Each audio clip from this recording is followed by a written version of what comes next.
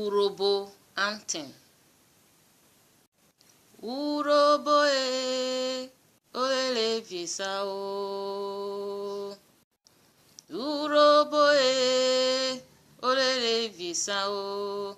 Oyurobo kokole ogbale. Urobo olele viesa.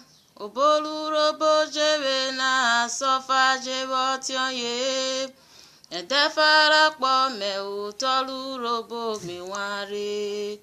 Urobo olele viesa o anyoma. Oyurobo kokole ogbale. Urobo olele viesa o. Ikwolu robo kokole ogbale. Urobo olele viesa.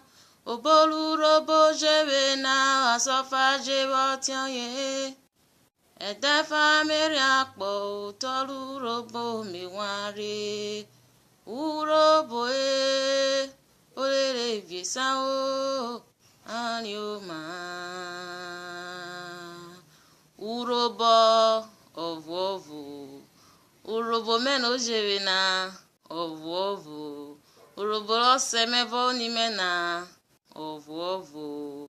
Urobo lo shari mena ovu. Urobo ado.